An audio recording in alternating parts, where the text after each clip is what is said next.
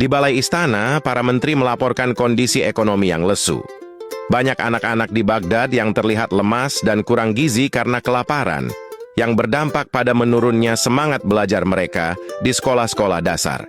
Aku ingin semua anak di negeri ini cerdas dan kuat. Mulai besok, kita jalankan program makan bergizi gratis.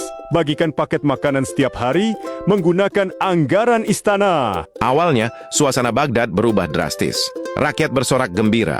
Setiap pagi, gerobak istana datang membagikan nasi, daging, dan susu. Anak-anak makan dengan lahap dan suasana menjadi damai. Namun, setelah beberapa bulan, kelancaran itu mulai goyah. Raja mulai mendengar desas-desus tidak sedap dari pasar hingga ke pelosok desa tentang kualitas makanan yang menurun. Seorang ibu datang ke istana sambil membawa makanan itu.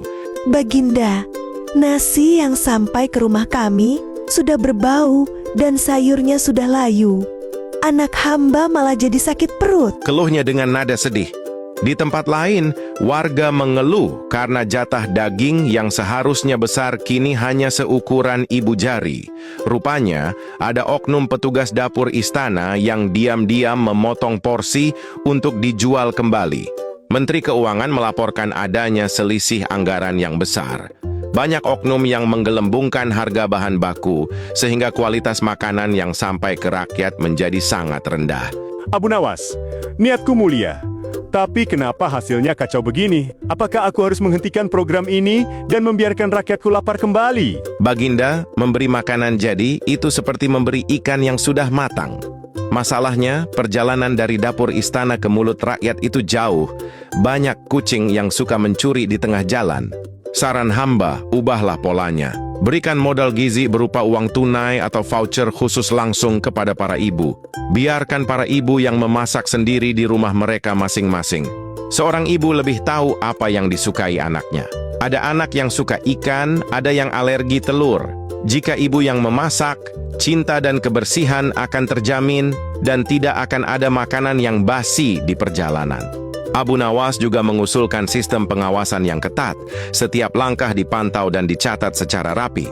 Siapapun oknum yang berani memotong uang rakyat akan dihukum cambuk di alun-alun agar tidak ada lagi yang berani zalim. Raja menyetujui usul itu. Ekonomi pasar lokal pun langsung berputar karena para ibu membeli bahan makanan langsung dari pasar. Anak-anak kembali sehat karena memakan masakan rumah yang segar dan bergizi. Program versi baru ini terbukti lebih awet dan berkelanjutan.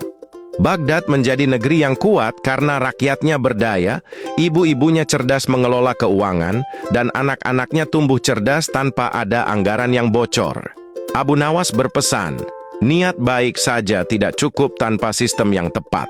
Memberdayakan unit terkecil masyarakat seringkali lebih efektif daripada pengelolaan terpusat yang rawan kebocoran. Kepercayaan yang diberikan kepada rakyat dengan pengawasan yang tegas adalah kunci kemakmuran yang abadi.